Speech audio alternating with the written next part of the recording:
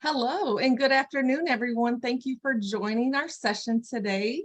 My name is Dr. Misty Resendez, and I am the chair for the Center for Women's Leadership through the Forbes School of Business at UAGC.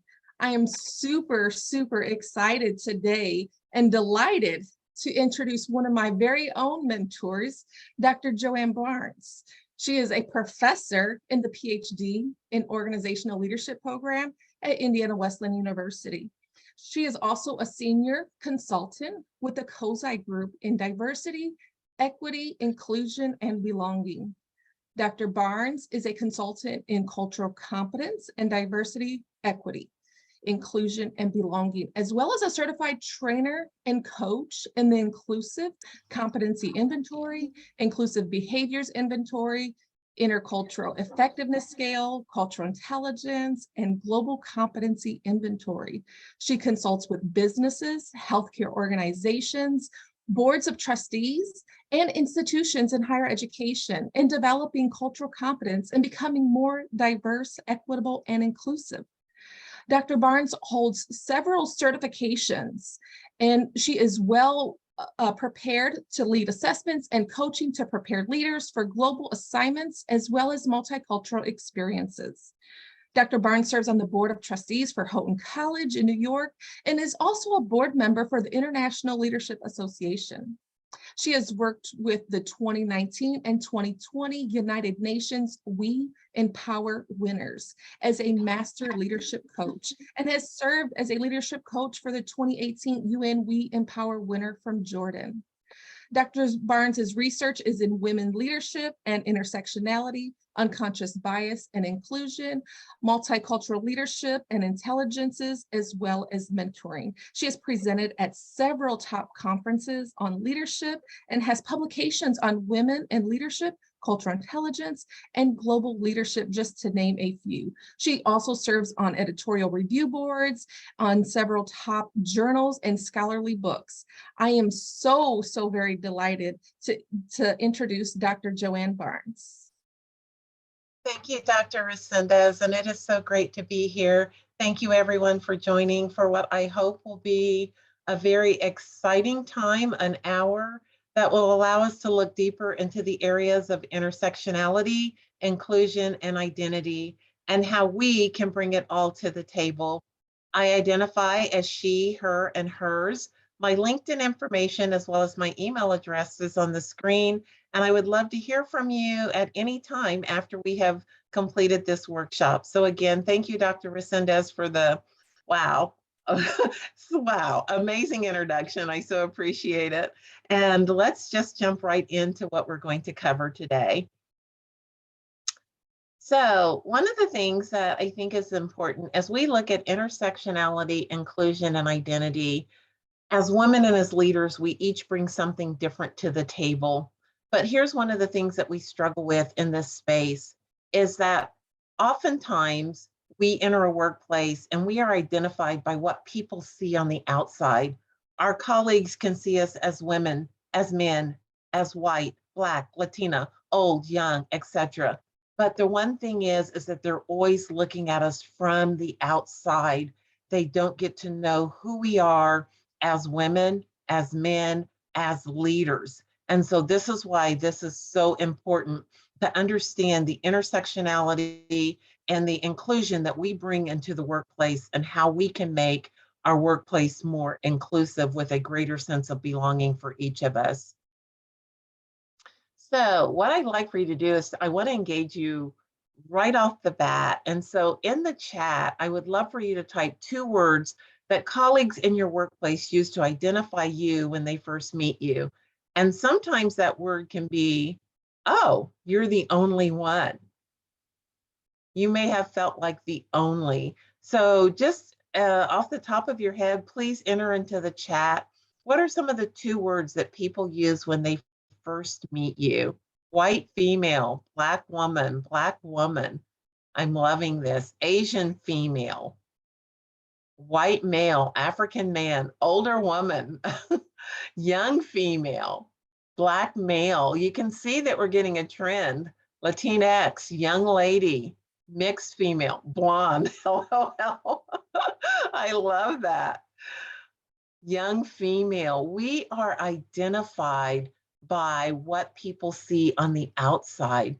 Sometimes, if you are representing what individuals consider the only, this means that you are the only person like yourself in that given situation. Usually, it's because of gender, sexual orientation, race, or an ethnicity. And so we have to go beyond that face value of how people identify us. Brandy, I love your comment. Nobody has ever seen me and said, wow, that woman is energetic. Yay, kudos to you. That does not happen to me, but I love that it happens to you because I wish somebody would look at me and their first impression is energetic. You'll have to share more how you do that. So thank you for sharing. So let's go a little bit past this and look at what happens when we are in this space and we have these different identities. So what is happening is that you are being identified based on the intersections that you bring to the table that are visible. But there's more intersections that you bring into your organization that are not visible. And these are the things that make us unique but similar in so many different ways. When Kimberly Crenshaw first identified intersectionality, she was discussing women of color, specifically Black women. And the reason that this came about is that during a time when Black women were trying to enter into government jobs, women were at the minority, and there was a quotient or a ratio of women that were allowed into these government positions, especially as they were serving military type institutions. So Black women who were applying for these jobs were immediately denied because the female quota had been reached. And I'm sorry, the double bind just happened. You are Black and female, so we don't have a place for you. And they were denied opportunities based on these multiple identities. But if we look at intersectionality, what happened, it became a tool that individuals use to form bias and to identify individuals that says, well, because you represent Latinx or Asian or Black or LGBTQ plus, you don't belong. And biases were created, and our experiences help to shape those biases. But there's something more important than that. Our intersections have been identified as a weakness. But what we need to do is we need to look at our intersections and see how do they become a strength, a source of strength in the workplace. Think about it. Our intersectionality as women, it allows us to create allyships that are sometimes overlooked.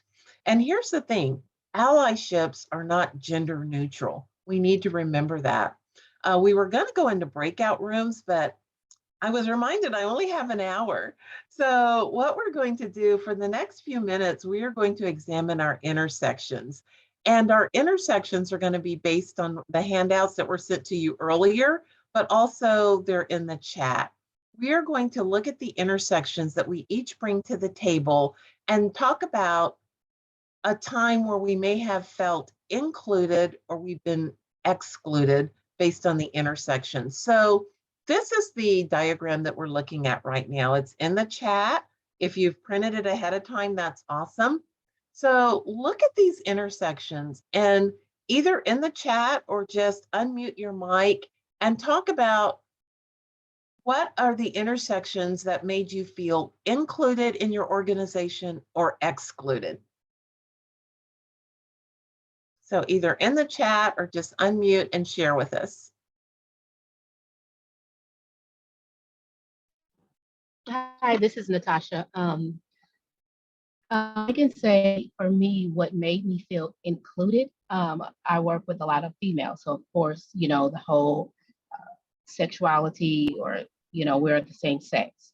And then we are around the same age as well. So that made it feel more, you know, alike in that area. Thank you, Natasha. Yeah, we start to think sometimes we only look at one or two of our identities, but being in an organization where a majority female or we're in the same age group, we can start to find allyship within those identities. Anyone else?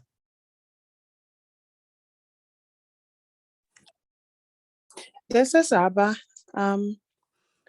Before I moved to the United States, I would say everything on this list made me feel included, except age. Mm-hmm. And then since I've been to the United States, I think the only thing that makes me feel included is education. The rest of it makes me feel excluded. Yeah, and Ava, you have made a really important point because we sometimes look at things from a US centric lens, and that does not allow us to see that those that are moving into the United States or outside of the United States face different levels of bias or exclusion based on their intersectionality. So that's a very important point. I see that there's some things in the chat I just want to mention. One of the participants, Jillian, says she usually works with white males, so often feels excluded, and it's hard to find her voice and to establish credibility. I can relate to that. Karen Cash, race, gender, body size, height, and weight. We have been placed in a society that puts more emphasis on how we look than what we can bring to the table. And when we mix other things such as race and gender with it, then that actually puts up more barriers for us to feel included. Inclusion, class, language, and education. I'm telling you, Karen, you are going ahead because we're going to talk about power and privilege. And in that area of power and privilege, we actually see how these things allow us to feel included and excluded. Looking at leader-member exchange theory, thank you, Bill. In groups and out groups, biases can put you into the out group. And not only biases of others, but sometimes our own bias that we have of ourselves, feeling like we don't bring enough to the table, that our identity and the complexity of our identity does not allow us to belong. So these are some really good things. And I think as you look in the chat, you can see some themes that are starting to emerge. Education. When you work a lot with academics, or doctorate is the union card for inclusion.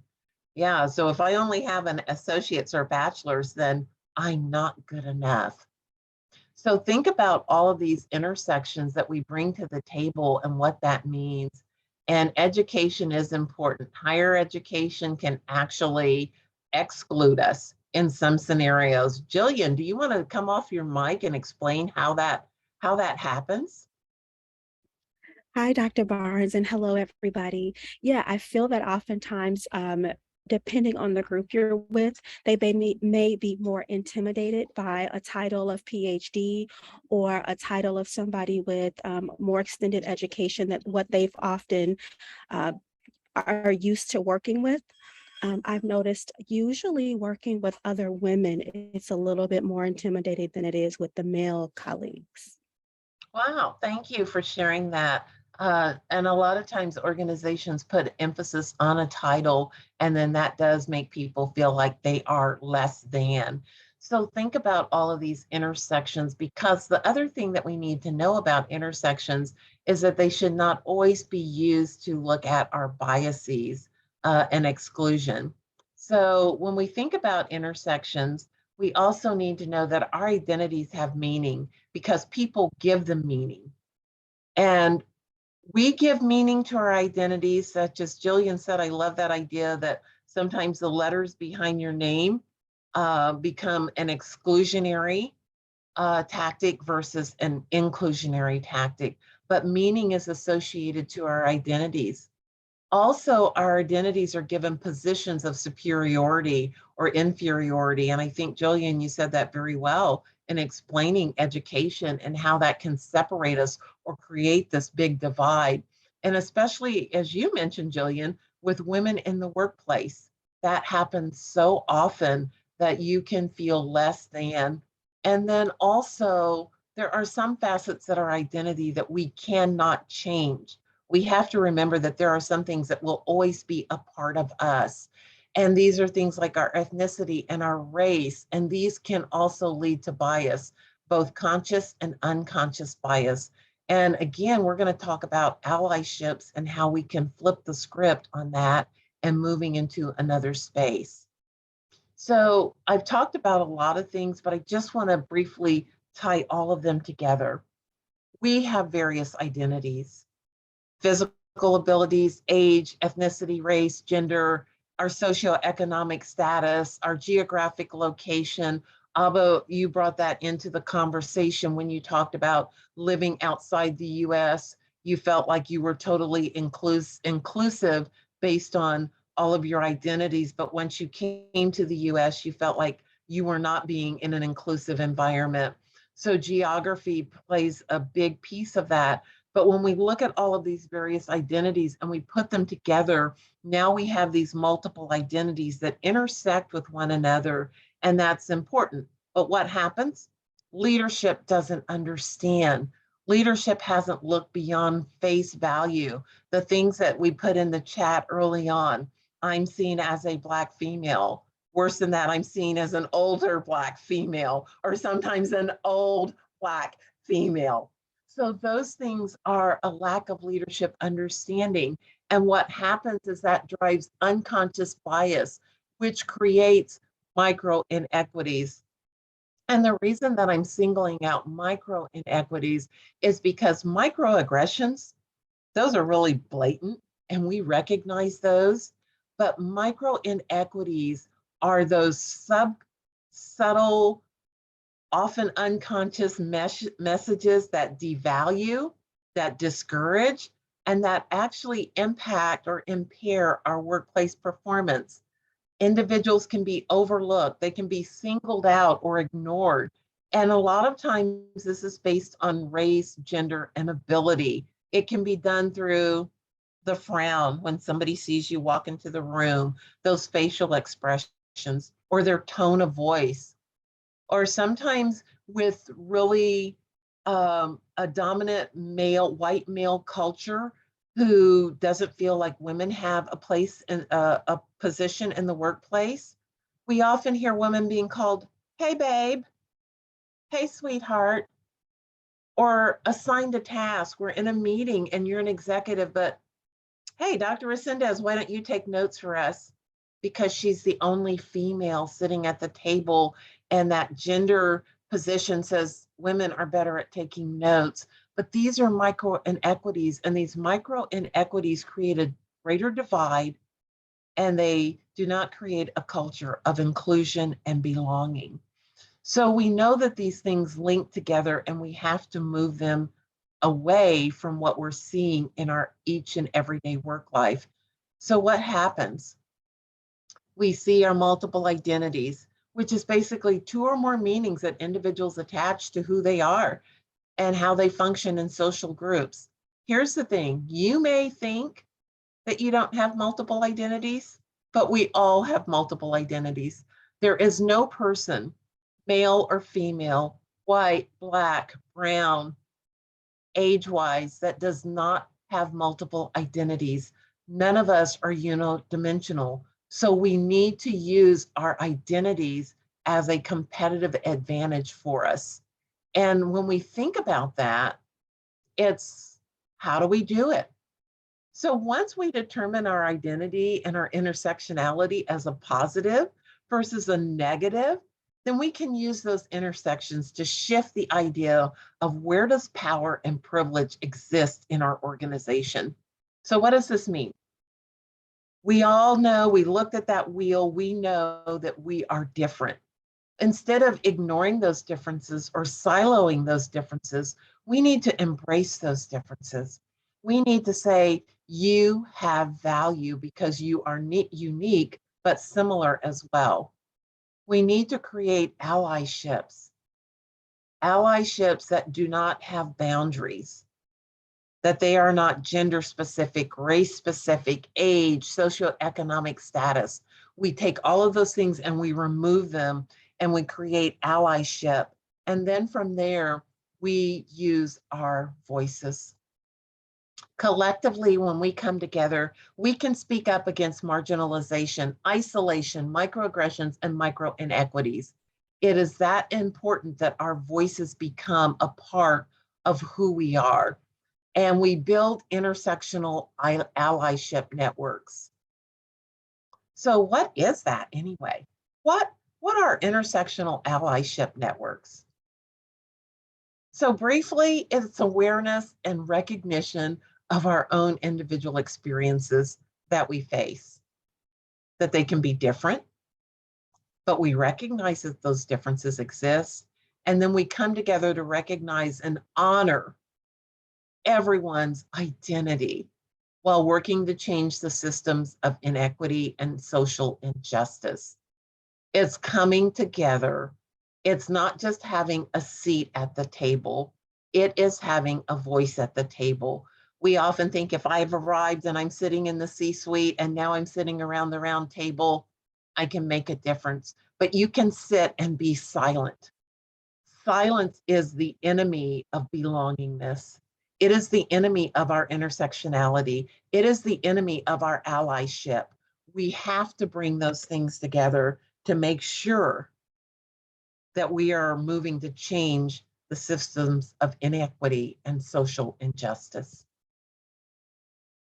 So I love the work that Miller did in 2010 because Miller identified how intersectionality for women has changed over time. As I mentioned earlier, the work of Crenshaw, it really focused on women of color. But then there was a second wave that came around and it said, you know, intersectionality needs to look deeper at what's going on. So the feminist movement said, you know what, we also need to look at white middle-class women because they have certain issues that they are facing. But when that shifted to only white middle-class women, women of color were disregarded. And so that became an issue. But this third phase of intersectional allyship is where we all need to be right now, because now it's talking about the voices of the underrepresented groups, such as those that are in the BIPOC, Black, Indigenous, people of color, women with disabilities, and those who identify as LGBTQ+.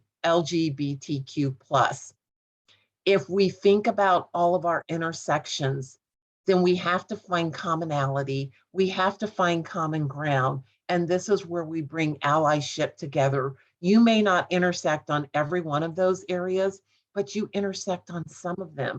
And that's where our voices come together to make change in our organization so that you're recognized for the strength and the power and the ability that you have. And discrimination and biases are lessened. So what I want to do is I really want to move to this whole idea of power and privilege. And let's take a look at our next handout. When we look at identity and intersectionality, we would be remiss not to identify power and privilege. I love this wheel, and it was actually developed for kids in the elementary school systems to understand what power and privilege look like, but I think it applies to our world today. And I'm going to share my area, and then I'm going to ask you to use this wheel. It is in the chat, and you were sent to it earlier to share how you see yourself in this area of power and privilege, recognizing that power is in the middle. And the further we are from this power grid, then the less our voices are heard, and the more that we need intersectional allyship to shift the tide. And so here I am. At citizenship, I am a citizen, so that puts me closer to power. But as soon as you look at my skin color as being African American or Black and considered dark, that takes me away from the power. My education being post-secondary moves me closer to the power. But my ability, which can and cannot be seen, I have some disabilities, takes me further away from power. When we look at my sexuality, being heterosexual takes me closer to power. But then again, if I look at neurodiversity, now people will argue with this.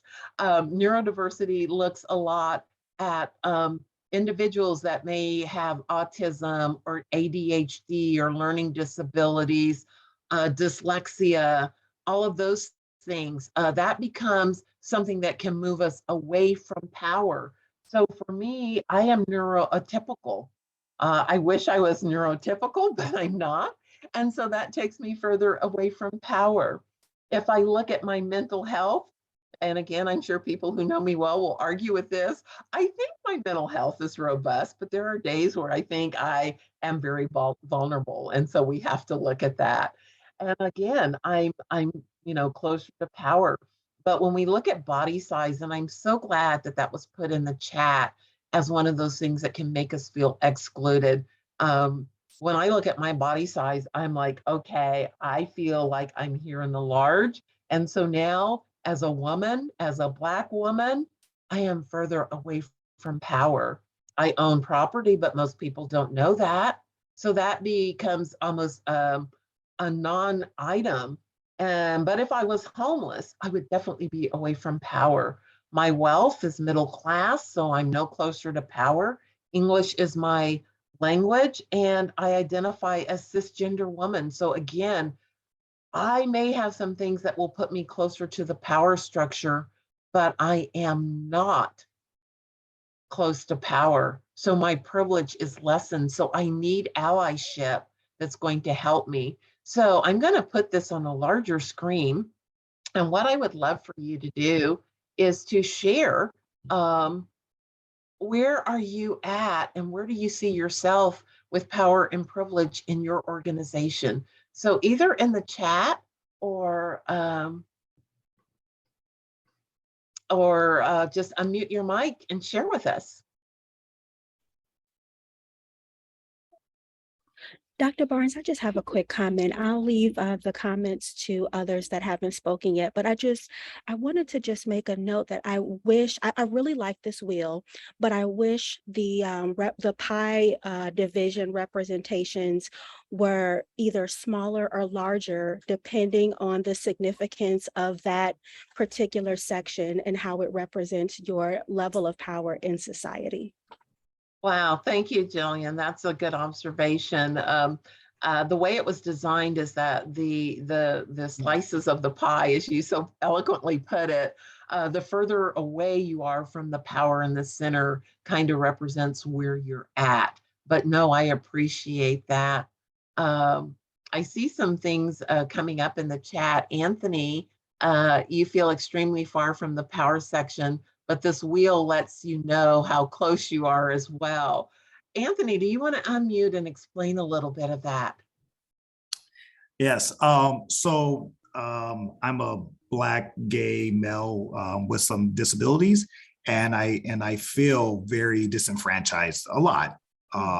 And so if you were to ask me, but without seeing this wheel, I would have said I'm on the far outside, and and there's a lot of intersectionality, but I can see it every day. And then I look at the wheel and I'm like, well, I have post-secondary education, and I'm able-bodied, and I'm slim, and I own homes, and I'm middle class, and I'm like, oh, I'm extremely close to the power. But if you were to ask me without seeing this, I would have told you something different. So I don't know. It is self-reflection. It's just interesting. I see that I'm not as far out as I was, and there are other people that have larger struggles than I do. Anthony, I love that you observe that. But one of the things is that some of the reasons that you may feel that you are so far from power is because some of the things that you described, most people, unless, and I think Jillian put it, unless we have all these letters behind our name, they don't know that part of us. So they don't see that piece. They don't see that we own property. And so we have to use our voices to let individuals know that, you know what, on the outside, you may glean that I am far away from power. And then we also put that on ourselves. But then if we look at all of the things that we do have that we can bring to the table, we can see how much closer to power we are. I appreciate that. Chris, you said often close to power, but that ain't always an advantage, especially when entering spaces where your privilege puts people off. Chris, do you want to share a little bit about what that means? So, I love this work and I love being an ally and working as best I can, but I often find that when I walk into spaces where DEIB is central, that the straight white guy, people are like, well, why are you here? Seriously, dude, you've got it all. Why do you? And it's kind of like, because I'm empathic, I'm compassionate, I have a social justice agenda, I feel strongly about this work, but often I need to spend more energy creating credibility, because it's just, dude. And people see you from the outside. Exactly. Cisgendered dude with a doctorate, for God's sakes. Yeah. Thank you, Chris. Trinae, I see that you have your hand up. Please share with us. Hi, Dr. Barnes. I love this tool. Anything that makes it visible. But what stands out for me the most is there are some things on this wheel of power that are just immutable. So as a doctor,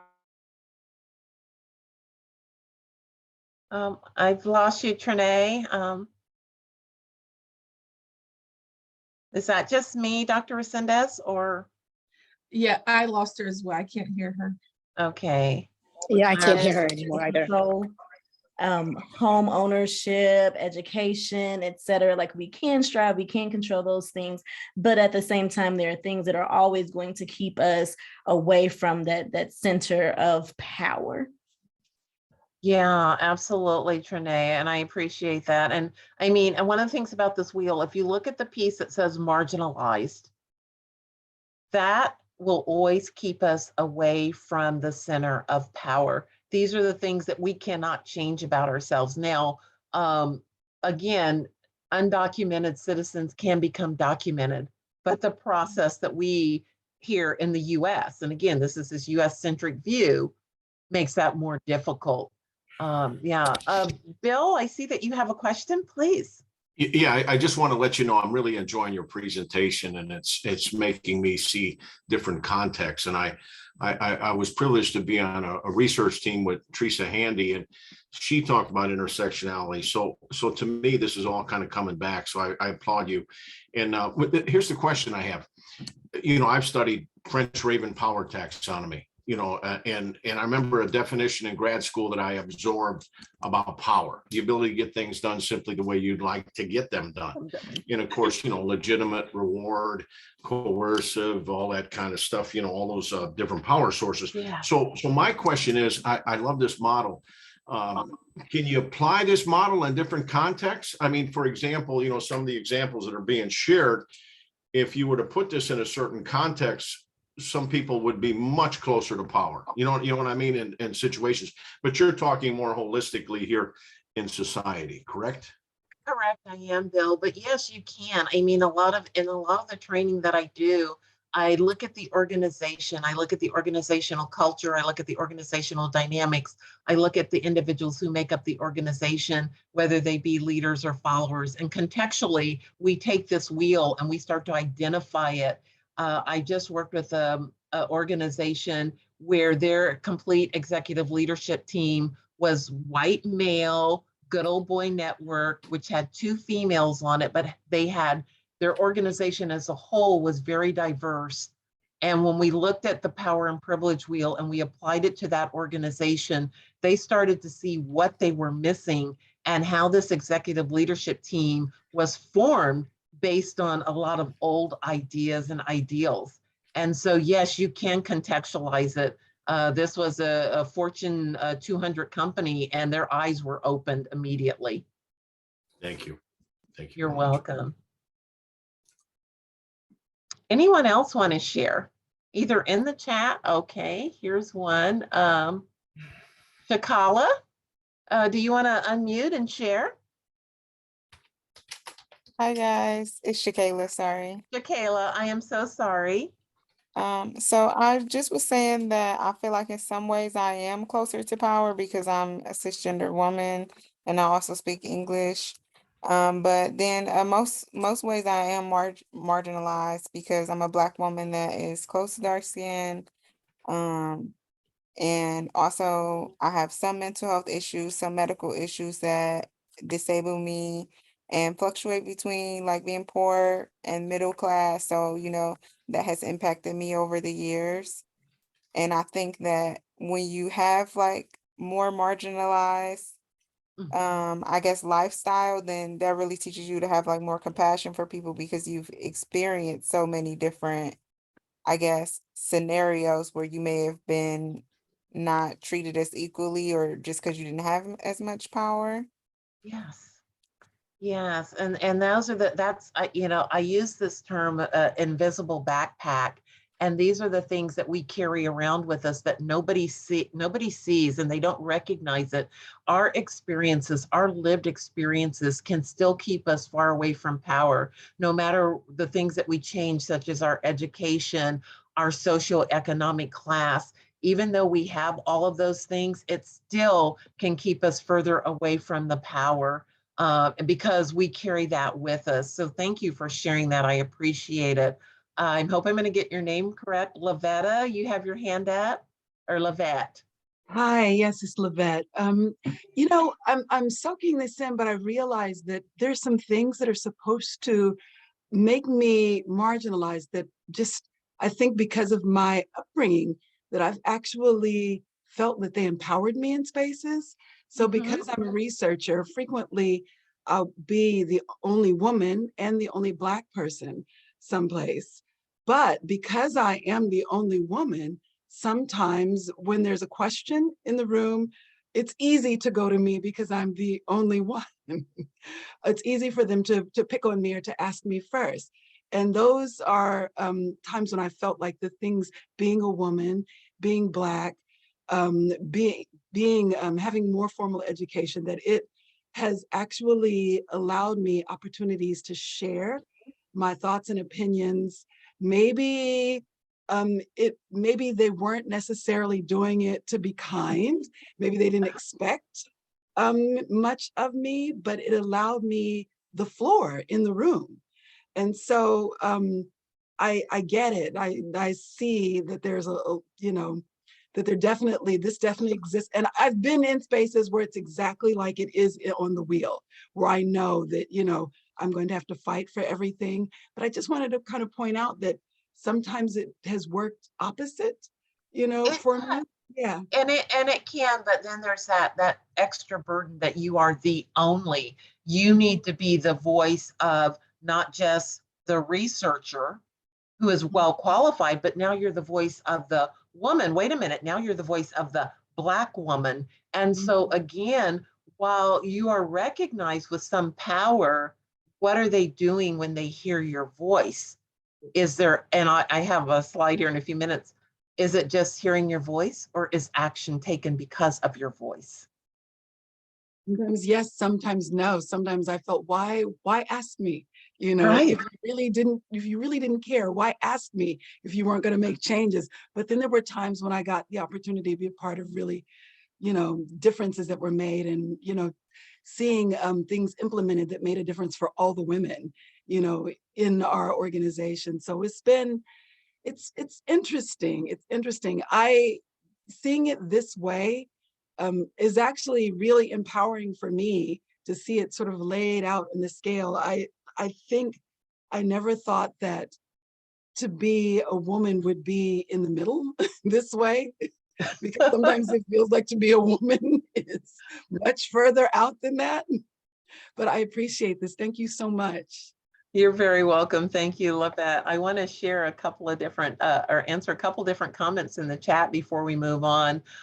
Yes, Lucas, sometimes your distance from power can tokenize you, and I think that was Lavette was talking about that as well. And then William, you have a very powerful comment in here that power is often granted by permission, and yes, absolutely. And then there was another comment that on the wheel, Teresa, you noted that it included mental health, but did not include health in your diagram or disability. There is actually the diagram that says ability. Ability does look at our health, where you look at some disabilities, whether you're able-bodied, some disabilities. I have a visual impairment. Of course, it's not known, but that puts me in this area of a disability. Some of our disabilities can be seen and not seen, but thank you. I believe that, maybe just health overall might be something that could be added to this wheel. So thank you for your comments. Okay, so I want to move on, but I thank you for your interaction on this, and you've given some really great ideas on how to revise this. I want to just talk very briefly about this idea of redlining in the workplace. If you think about history, redlining was first used to designate a high risk for Black people wanting to own homes. And so there were maps that were created that basically had a line drawn around them that said, we're not going to allow a person to get a mortgage here because of their race. But what we've seen in organizations over time is that this concept starts to appear in the workplace, especially for women or for those that identify with okay, getting tongue tied here, LGBTQ plus. And again, those that may have language disabilities. So here's what I'd like for you to do. Think about what are some of the differences in your organization where women or those who are marginalized may have been redlined. For example, where are women in leadership roles in your organization? Where are women of color in those same leadership roles? What is their span of control and who are their followers? I love these two images because the first one in my career has often been at the top going, where do I fit in this organization? I see these squares in these boxes, but where am I? And then I'm also looking at where are people like me? Where are my role models? So I stand in front of the org chart being totally confused and not finding that sense of belonging. But then at the bottom, I am visualizing my place, that I do add value, that my intersectionalities are important. And so I look at those things and I try to determine this is where my place is in the organization. So we're not going to get into answering these questions, but I want you to think about that. And I know that this is being recorded, so you can always go back and look at it.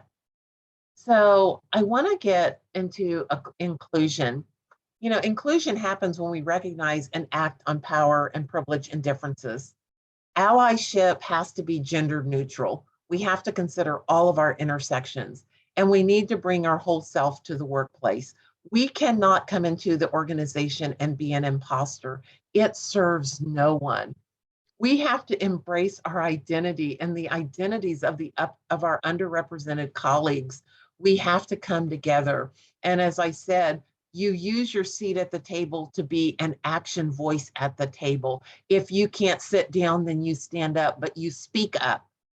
When you fail to speak, you allow the status quo to continue.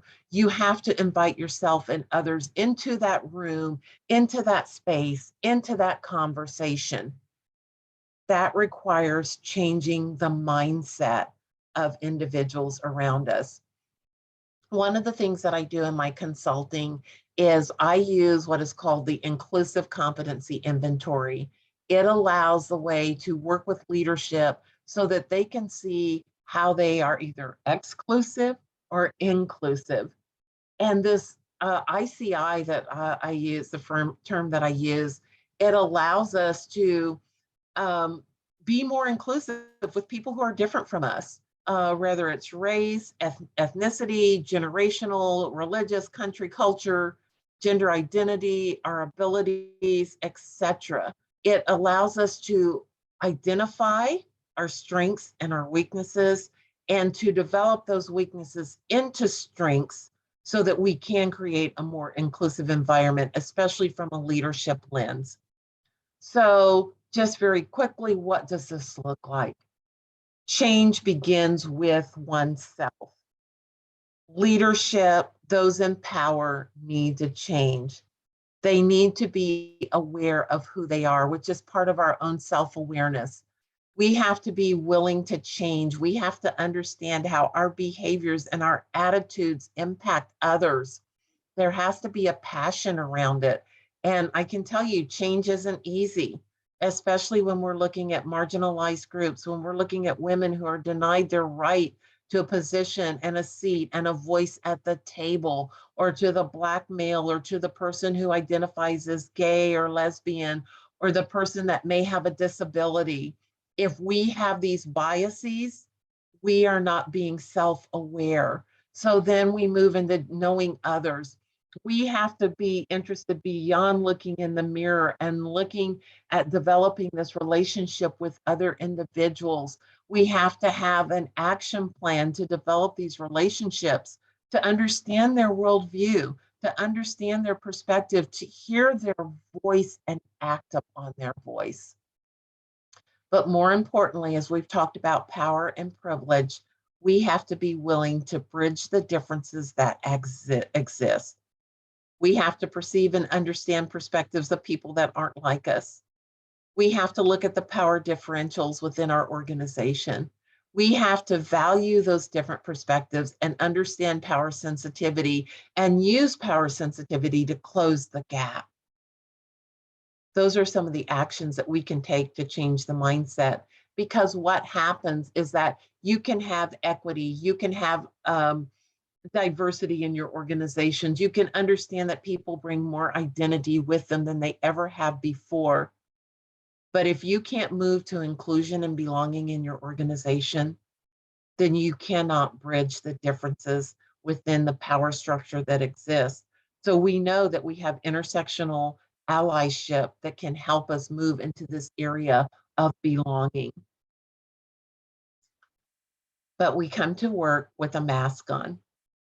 And I was going to have us do a mask exercise, but I am clock watching, and Dr. Resendez said I only had an hour, so I've got to stay on task. She knows I like to talk a lot. But I just want to share with you, this is something that you can do in a safe place in your organization.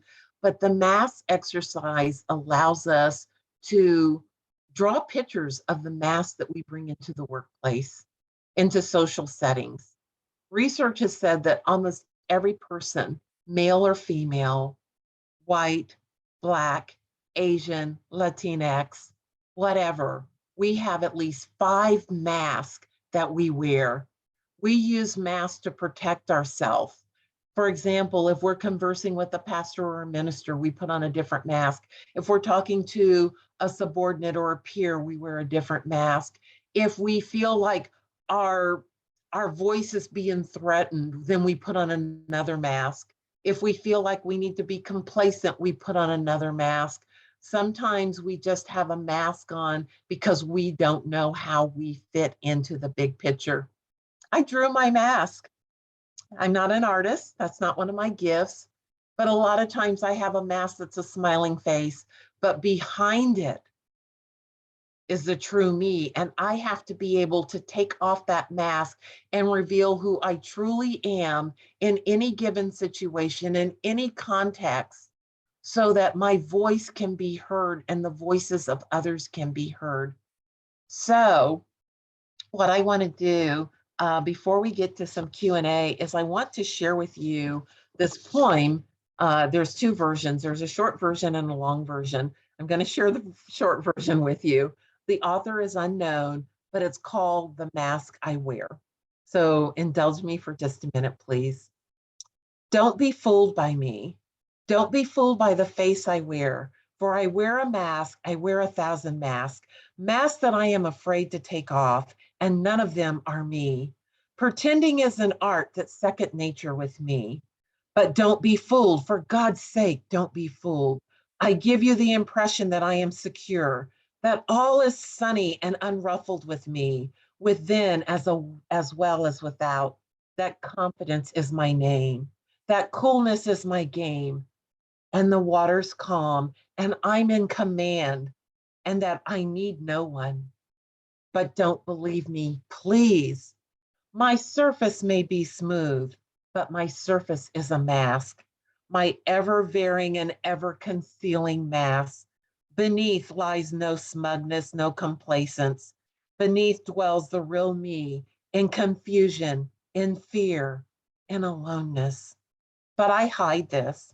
I don't want anyone to know it. I panic at the thought of my weakness and fear exposing them. That's why I frantically create my mask to hide behind. But I don't tell you this. I don't dare. I'm afraid to. I'm afraid you'll think less of me, that you'll laugh, and your laugh would kill me. I'm afraid that deep down, I'm nothing, that I'm just no good. And you will see this and reject me. I idly chatter to you in suave tones of surface talk. I tell you everything that's nothing and nothing of what's everything, of what's crying within me. So when I'm going through my routine, don't be fooled by what I'm saying. Please listen carefully and try to hear me, what I'm not saying. Hear what I'd like to say, but what I cannot say. It will not be easy for you. Long felt inadequacies make my defenses strong. The nearer you approach me, the blinder I may strike back. Despite what books say about men, I'm irrational. I fight against the very thing that I cry out for. You wonder who I am. You shouldn't, for I am every man and every woman who wears a mask. Don't be fooled by me, at least not by the face I wear. I want to thank you so much for your time today. And I just want to open it up for questions. I think we have about 7 or 8 minutes left. Unmute your mic, and I'd love to hear from anyone.